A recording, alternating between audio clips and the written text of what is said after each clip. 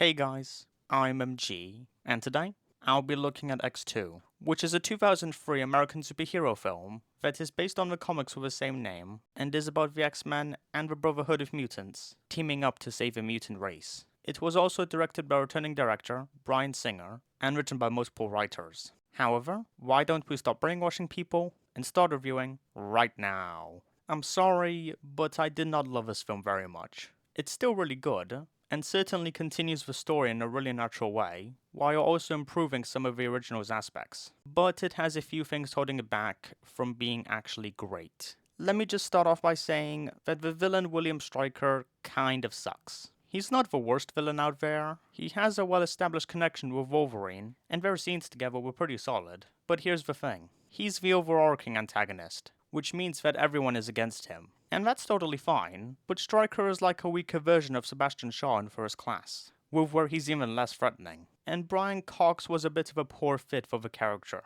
I'm sure he's great in other stuff, but here, he sounds a little comical, and I don't feel intimidated by him. But he's not the only character that kind of gets dunked. Rogue is basically pointless, and I miss her bond with Logan. Pyro doesn't do much, and his turn to join Magneto was unimpactful. I wanted Mystique and Deathstrike to have more action scenes, and Iceman was compelling when it was about him and his family, but every other time, he's just there. There was a little bit of missed potential with the story, because I liked it for what it was, but I knew it could have been more tense or emotionally impactful. Like in the original, Magneto pointed a gun at people, and it was so tense. This film doesn't really have that much tension in the action. It was fun, yeah, but nothing made my heart beat very fast. And Jean Grey's death was sad, but like, Nightcrawler could have teleported people to safety. I cannot fully immerse myself into her sacrifice, because I could see how it would have been prevented. The ship will be gone, yes, but who the hell cares? Man, I just wish this story achieved its maximum potential.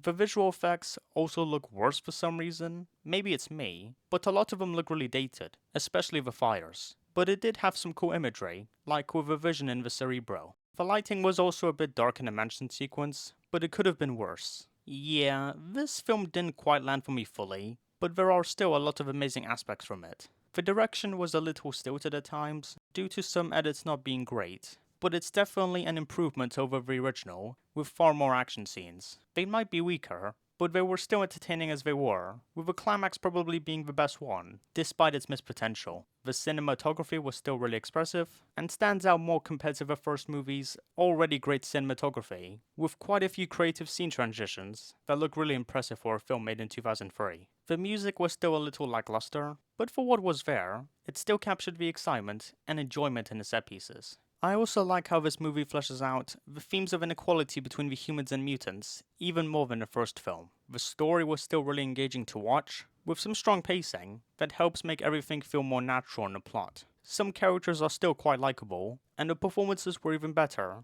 due to the more emotion-driven narrative. I like Wolverine's identity crisis, about wanting to find out who he was, only to stay with his friends, than in the past, which was a really nice character arc, with strong acting from Hugh Jackman. Cyclops, Jean, and Storm had a lot of things to do, with all three performers still being great. Professor X and Magneto still have really interesting characterization, with Patrick Stewart and Ian McKellen being very riveting in their acting. I really enjoyed Nightcrawler, who was quite endearing and heartfelt, with a sympathetic performance from Cumming, who was probably my favorite character, alongside Wolverine. So overall, this movie is certainly inferior to the original, since I felt like it didn't capture its full potential and had a few too many characters. But I still enjoyed it for what it was, and it serves as a worthwhile successor that I would recommend everyone to watch. 7.8 out of 10. Goodbye everyone, and thank you for watching. Bye!